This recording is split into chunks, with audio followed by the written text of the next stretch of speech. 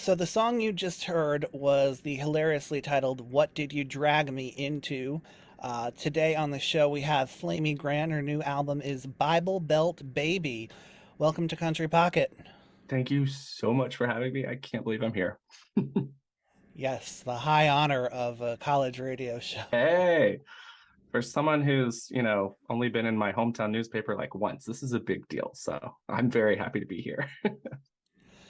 Flamy, what does being able to express yourself through drag mean to you? This is a great question. I when I was toddling around, I would go into my mom's closet and pull out high heels and a skirt that I would have to wear around my neck, and would still be too long for me, and um, get into her makeup drawer, get into the lipstick, make a mess. And we have some family photos of me doing that took pride of place in family photo albums, um, early on. And then and then the behavior continued into age 4, age 5. I think by about the time I started school was probably when I got the message from my family, from my folks, that hey, this is not okay, actually. Like, we're gonna shut this down right now. And I mean, growing up in that super conservative place, it's called Bible Belt Baby because I'm from Western North Carolina, born and raised, and went to a Christian school where my mom was a teacher, went to a very conservative fundamentalist church. That was kind of our triad. We had church, Christian school, and our very strict religious home. And so those behaviors that were totally innate to me, how do you say that something a kid wants to do at age 3 is uh that they're being that's anything other than what they're pulled toward, right? Innately. Those things were just shut down. And for years, probably a good 30 years, I ignored and avoided any of those impulses. So for me, it has been, I've only been doing drag for about 3 years now. I started just before pandemic, and really, I kind of call myself half Halloween queen, half quarantine queen, as I went out for the first time in drag at Halloween of 2019. And then it was really the pandemic and the lockdown that gave me all this extra time, hours of extra time that I never had to kind of really dive into it and explore. And that's how I spent my pandemic, was learning to do this. And it was such a liberating, freeing experience for me. It was inner child work. I was tapping into that kid and talking to him and saying, hey, like, this stuff that you wanted to do, like, it's okay. And actually, there's like a market for it, and you're going to be all right. Um, Little one. So for me, it's kind of this full circle holistic moment in my life to get back in touch with the person that really fundamental religion kind of squashed. Yeah, you didn't just put out a drag album, you put out a Christian drag album, which yes, is quite the feat to find that balancing act. I think you achieve it. But Oh. what is it that got you sort of back to religion, and what is it that you get out of prayer? Mm. So when we use that term back to religion, it's such a weird one for me because technically I never left.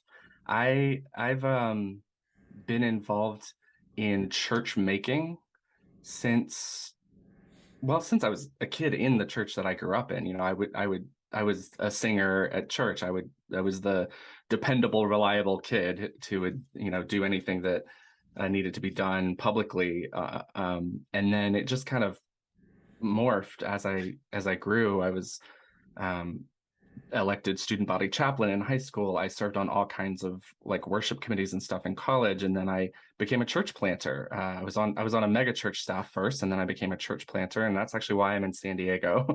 I moved here 15, 16 years ago with a team to plant a church, And so and then as I kind of became okay with my own identity, my own sexual identity, my gender identity, um, I transitioned into more progressive spiritual spaces, and even to this day, I lead music for a really progressive church here in San Diego, and so I never fully left, while at the same time having this fully realize deconstruction is what we call it nowadays process. At the time I just called it my apostasy. I was like, I feel like I'm leaving my faith. I feel like I'm abandoning the things that were instilled in me from childhood and from my community. And so I while serving in the church and doing these things, I was also like just fully deconstructing my faith and trying to figure out what it was I believed.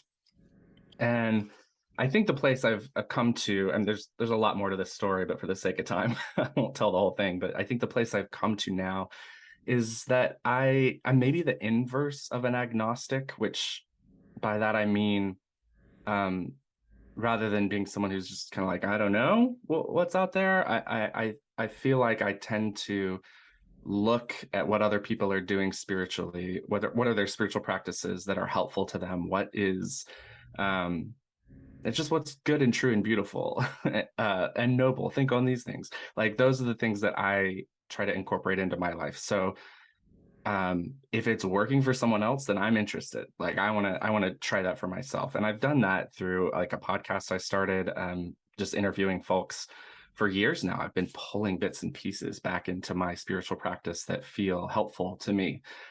I still struggle with the word Christian. I that's actually a piece that I feel like I've been able to kind of offload onto Flamy. Like Flamy is the Christian artist, right? Like I can handle that. She can hold that on her shoulders. For me personally, Christian is a really like difficult term because of what we have happening in our country. And what's been happening since the 80s with the religious right and everything like that. But I do feel like the spiritual practice that I can bring is a space opening practice, like just making space for queer folks who are still growing up in the spaces that I grew up in. I've been out in California for a good long while now, and it's real easy for me to forget what it is like to be so surrounded and so prevented from experiencing anything other than what is other than that really fundamentalist culture that your church and your maybe your school and certainly your family like wants to indoctrinate you with, which is the thing that we're getting accused of as drag queens all the time now, is that we're grooming and indoctrinating kids. And I was like, baby, I was indoctrinated growing up. I can tell you a thing or two about indoctrination. Don't come to me and tell me queens don't care about your kids. Let's just get that straight. Like right off the bat. We are not here for your children. We are here to make our tips. We are here to entertain our audiences. It's just that's not a priority for us, love. But what is a priority for me is making sure that there is space for people who are growing up in those cultures to see something, hear something a little different that maybe resonates with them and says, "Oh, maybe who I am is not fully sinful like I've been told. Maybe there's something of value and worth in me." Yeah. Moving on to the next song called "Good Day." Uh, God made me good in every way. You can't run out of love. What does your God think of all of the division and hate that's going on in this country? You just mentioned specifically the hate that's being targeted at drag queens because, Mhm. you know, hateful people like easy targets. Yeah, they do, and we're pretty big targets. It's hard to miss us. I mean, I'm wearing sequins right now. It's hard to miss us. Um, I would be really hesitant to speak for God because I don't know. I don't. I, I think it's a little crazy anytime someone says God says. Um, I can speak for what I believe is the divine spark in each of us. So, like my own, I believe that we have that. I believe that there's something um, spiritual, other dimensional. I don't, however you want to define it or call it, divine in each of us. And I can speak to what it does for me, and how it hurts my heart to see the just ever widening chasm of division that is fueled by fear and fueled by shame. Like these are the things that I think are in the culture of like American evangelical Christianity, the fundamentalist stuff that we see that like brought Trump to the presidency and all of this. Like it's fear and shame. That's what I grew up under, and so I know it really well, and I can recognize it really well. And then, of course, when you have that coming at the queer community, at the LGBTQ plus community from the church, of course we're going to respond defensively, and of course we're going to like want to fight back and hold on to the gains that our predecessors have made culturally, legally in this country. So I mean, I don't know what the fix is other than just living into love, like living into um, trying to hear each other, trying to understand each other. But at the same time, at the end of the day, I'm always going to stand up for the marginalized kid in your church, the kid who is queer and isn't going to come out for 10 more years because you've shamed them so deeply. Um, like I'm not going to spend a lot of my time trying to build bridges when the behavior and the just that shame based way of living is literally killing queer kids. So Why was it important for you to end your album? This is the final song on the album yeah. on a song like Good Day. So this is one of my favorite songs on the record. It's one of those songs that I feel like was a total gift of the muses to me. It doesn't feel like I go back and listen to it now and I'm like, I can't, this is not, doesn't feel like it came from me. It came from somewhere else.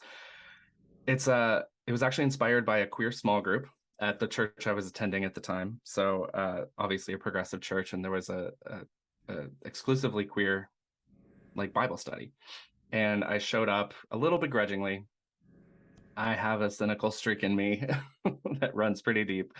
And the first question asked was, hey, how, like, let's go around the room and talk about how we've reconciled our faith and our sexuality. And I raised my hand first. I was like, I got an easy answer for this. I don't have to reconcile it anymore because I'm an apostate. I've left my faith. There's nothing to reconcile. I'm queer, and the spirituality is what it is. Um, and I kind of sat back in my chair and was like, there you go. And I spent the rest of that hour, like, as everybody else went around the circle sharing their stories, and I just grew smaller and smaller and smaller listening to them talk about. Everybody had some version of, I'm here in my church or holding on to my faith or trying to reconcile these things because I know that if I leave, I'm going to leave a void and a vacuum, and it's just going to be filled with more shame, more hate. It's just going to make it harder for the next queer kid coming up in my church if I just bow out and peace out and say, no, I'm good, I'm going to go live my own life. um that's going to make it harder for that kid. And I just, I felt this big by the end of that conversation, and I was like, wow, really humbled to see all these really powerful queer folks, um like hurting queer folks, like going through a lot of pain. The religious trauma is real, but nonetheless, like choosing to stand in the gap in some way, shape, or form, and selflessly, not for themselves, but for someone else that they knew. And I went home and I wrote that song after that small group, and we've been singing that song in my church for years now. And every time we do, it almost brings me to tears because it just reminds me that what we're doing is not entirely for us. It's for the generations to come. So we want it to be a good day now and forever into the future. Let's hear that beautiful song, and we will be right back with Flamy Grant on WUSB.